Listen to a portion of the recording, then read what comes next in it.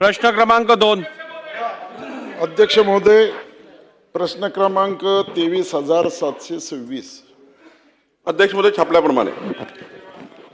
अध्यक्ष महोदय, शहरी भागामध्ये जी बांधकामं करण्यात येत असतात त्या बांधकामावरील जागेवर जो एन ए टॅक्स लावलेला जात असतो तो एन ए टॅक्स रद्द करण्याचा निर्णय या ठिकाणी महसूल मंत्री चंद्रशेखर बावनकुळे साहेबांनी घेतला. त्याबद्दल मनापासून त्यांचं मी अभिनंदन करतो.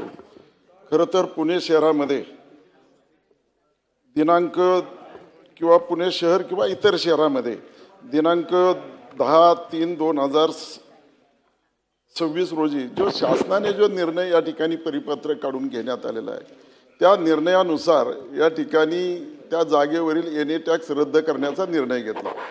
परंतु माझा मंत्री महोदय आपल्याला दोनच प्रश्न या ठिकाणी आहेत की परिपत्रक ज्यावेळेस आपण 10/2/2026 रोजी या ठिकाणी काढलं त्यापूर्वी जी काही बांधकामं करण्यात आलेली होती अशा सर्व बांधकामावरील जमिनींना जो टॅक्स लावलेला होता, जो एन ए टॅक्स लावलेला होता तो टॅक्स आपण या ठिकाणी रद्द करणार आहात का, हा माझा एक प्रश्न. आणि दुसरा प्रश्न माझा असा राहील की आपण एकवट त्या ठिकाणी एन ए टॅक्स या ठिकाणी लावणार आहात. तर या आता जी प्रश्न दुसरा प्रश्न माझा असा आहे मंत्री महोदय की आपण आता जी पुणे बांधकाम व्यावसायिक जी बांधकामं या ठिकाणी सुरू करण्यापूर्वी त्याला परवानगी देण्यापूर्वी हा एन ए टॅक्स त्या ठिकाणी वसूल केला जाईल का? कारण आपण एक रकमी या ठिकाणी टॅक्स लावणार आहात. बांधकाम केल्याच्या नंतर खरं तर मग त्या ठिकाणी राहावयास आलेल्या प्रत्येकाला तो टॅक्स भरावा लागणार आहे. तर बांधकाम करता वेळीच हा एन ए टॅक्स त्या बांधकाम व्यावसायिकाकडून आपण त्या ठिकाणी एक रकमी घेणार आहात का?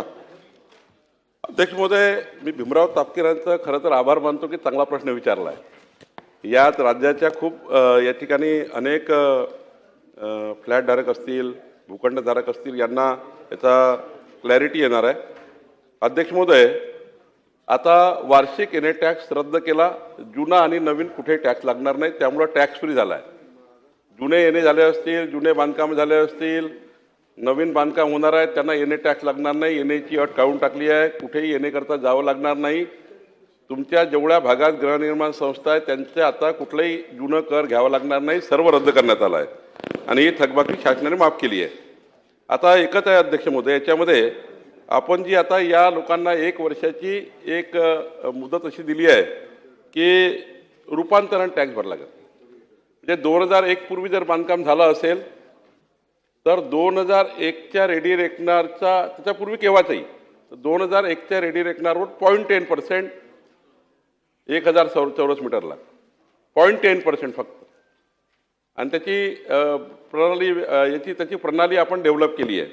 आणि त्यामुळं त्याच्यात दुसरं की जर तुम्ही 4000 स्क्वेअर मीटर जर त्या ठिकाणी डेव्हलप करायचं असेल तुम्हाला किंवा एन एची टॅक्स भरायची, एन एचा वन टाईम रक्कम भरायची असेल तर 0.25%.